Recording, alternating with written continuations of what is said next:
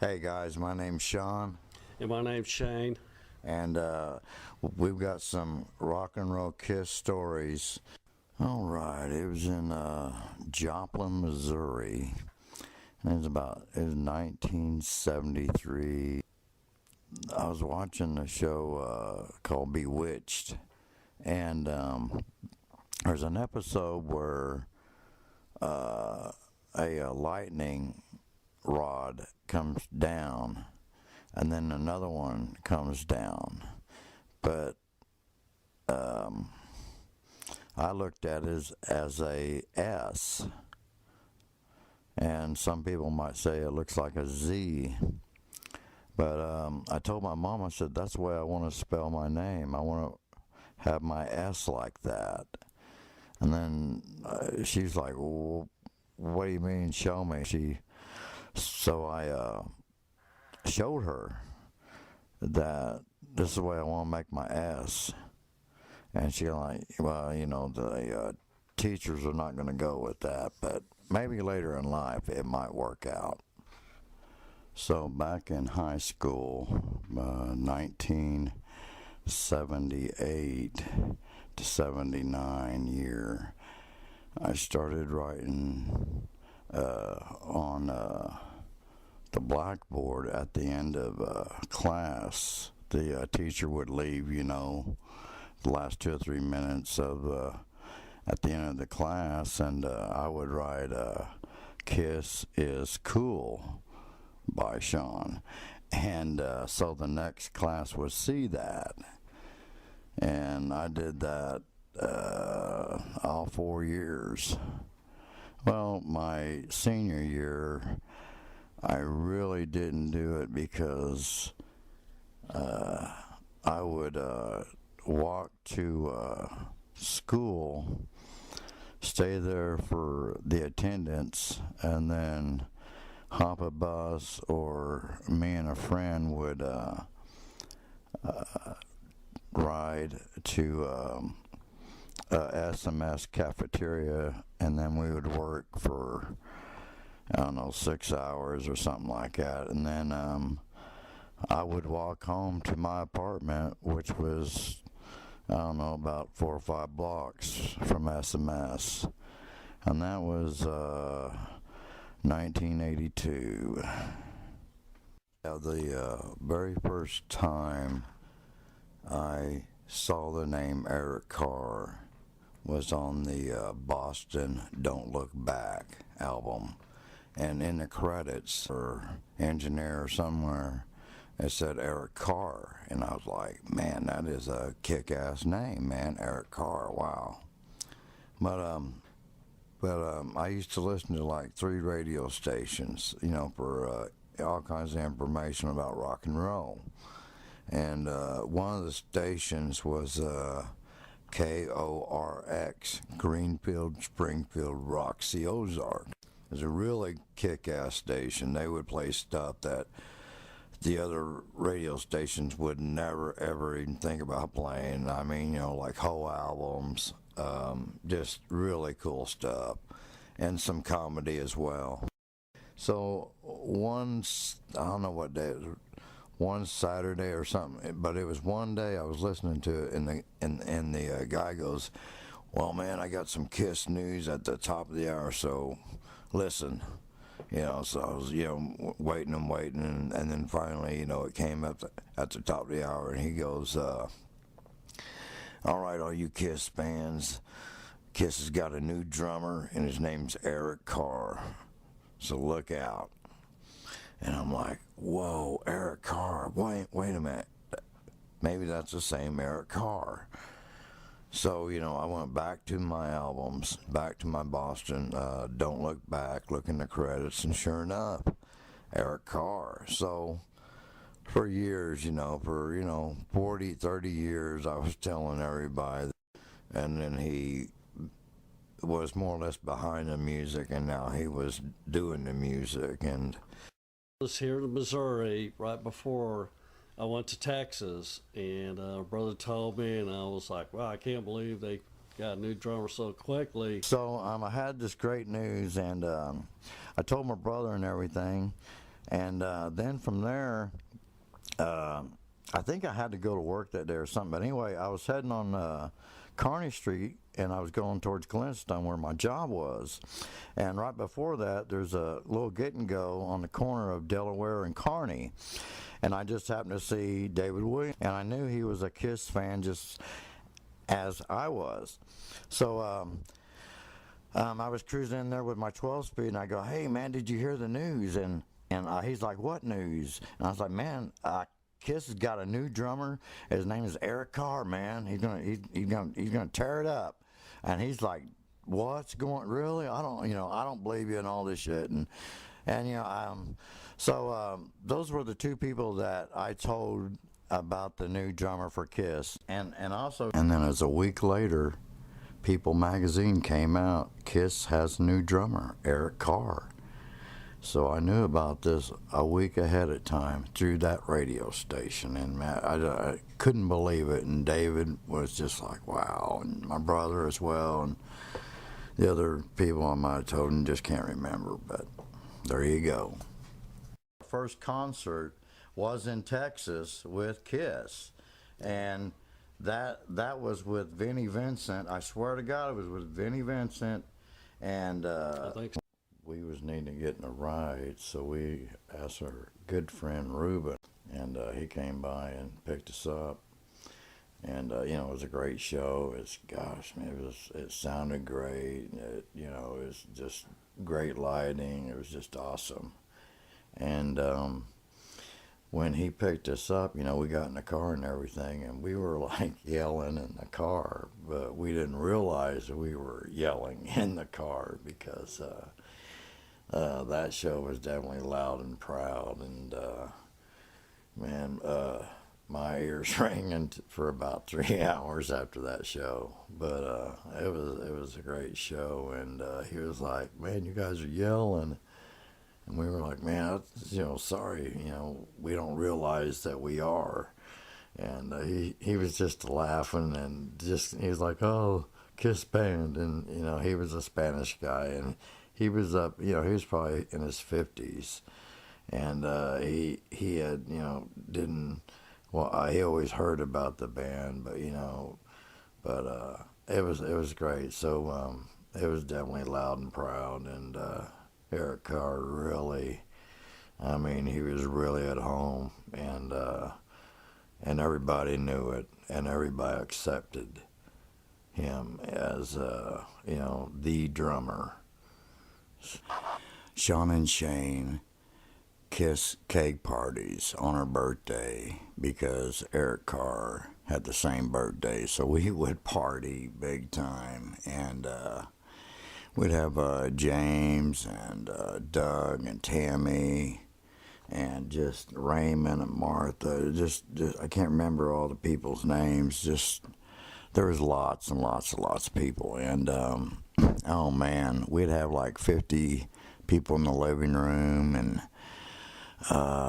20 or 30 in the bedrooms, but it was just something else. It was just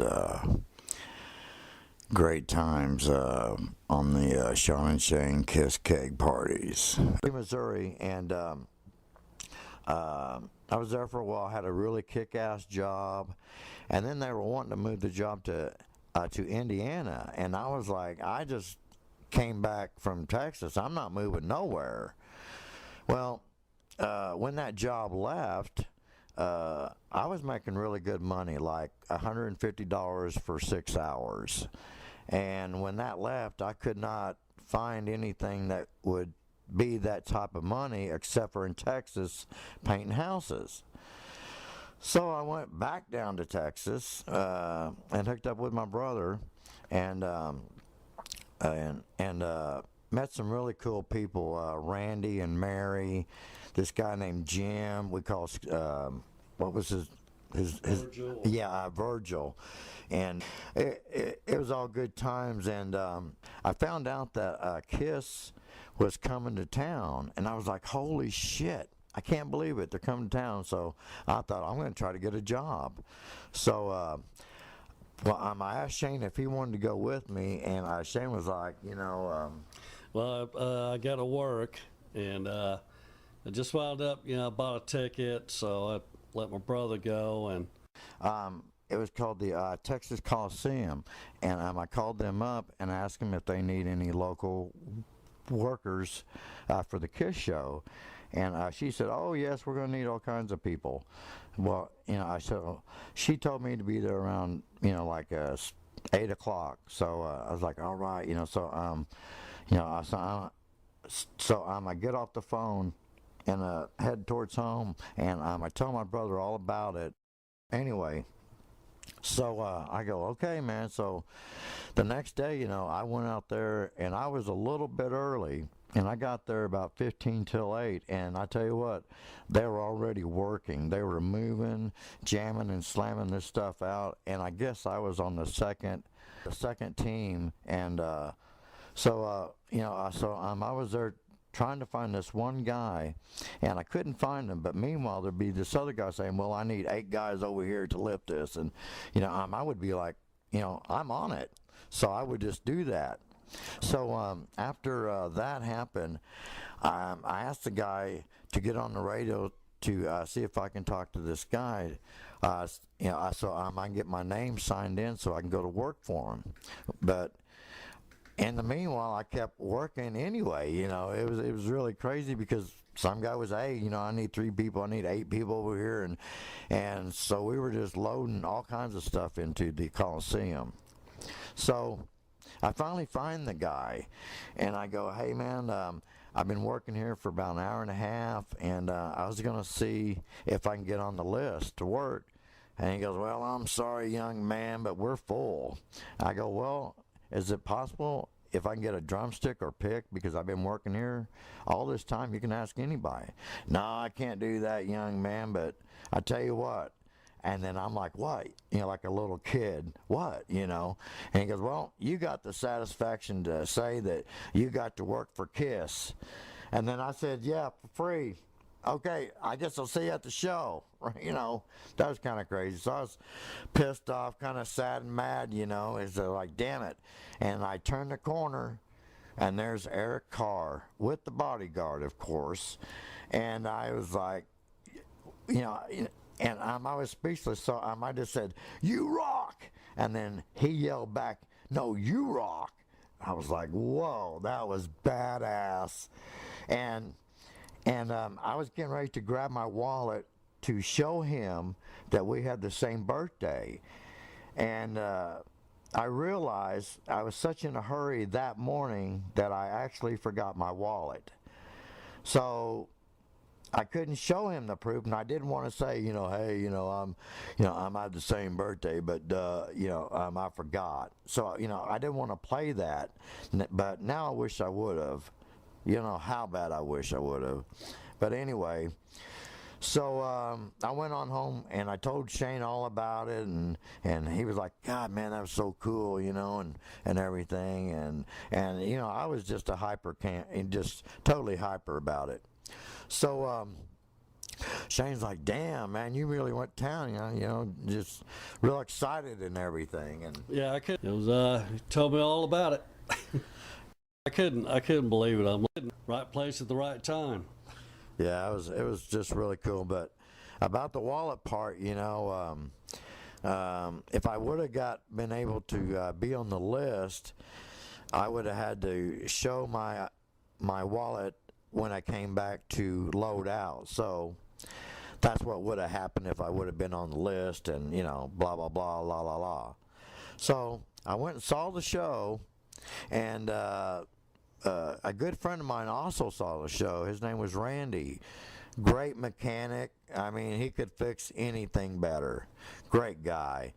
And I tell you what, he couldn't believe how much work went into it. He's like, "Damn." And I said, "Yeah, man, I got to work on that, and I got to touch that, and it was just really cool." And he was just like, whoa.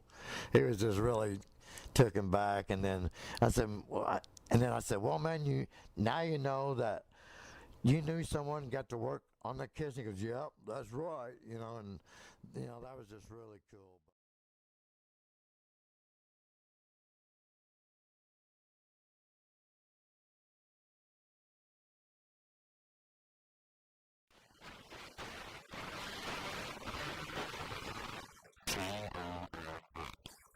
Three,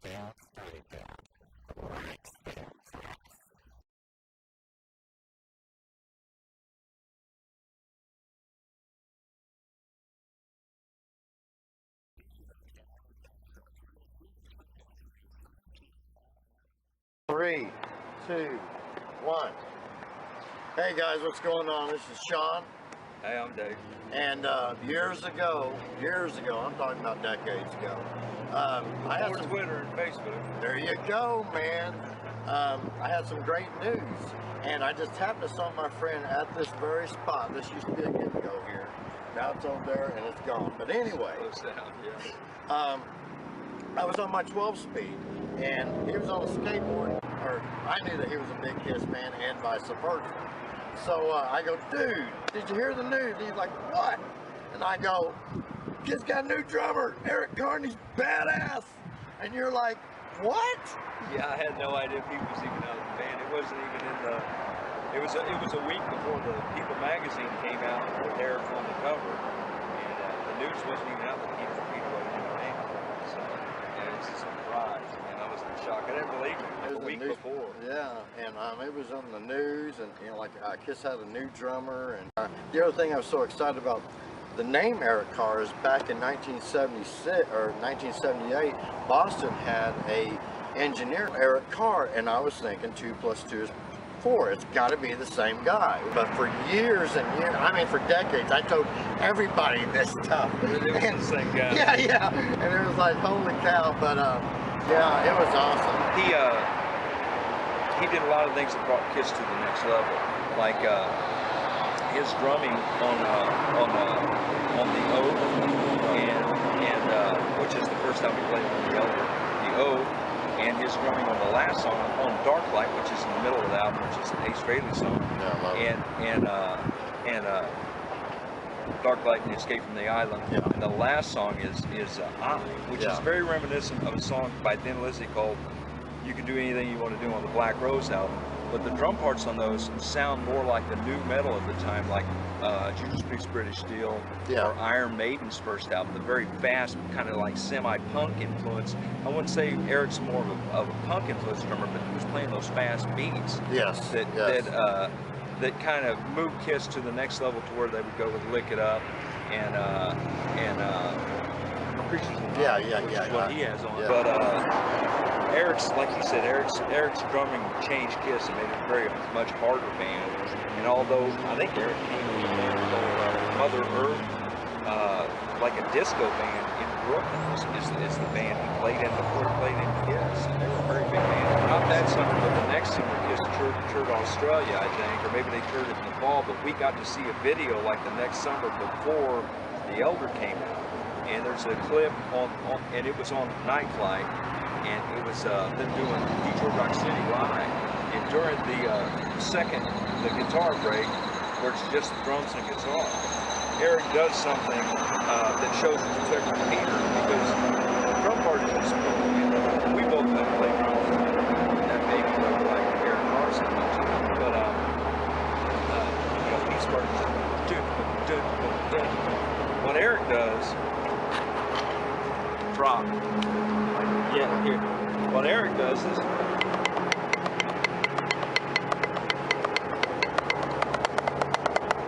and that's what he does in it. And if you notice that part, that cowbell part that he's putting in is the same cowbell part that Pete uses on the Alive drum solo, which Pete was throwing back to Gene Krupa, who used to play in Pete's dad's bar in Brooklyn, I think.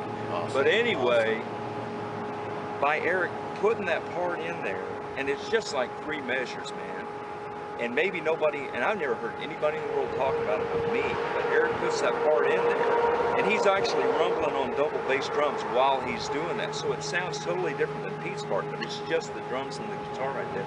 But when I saw that, I was like, this guy gets it, man. He gets it. Pretty bold that he snuck this in on Gene and Paul and paid respect to Pete, because Pete can play. Man, amazing. The one drum part that I really love that he did is King of the Mountain. It made me go get double bass drum.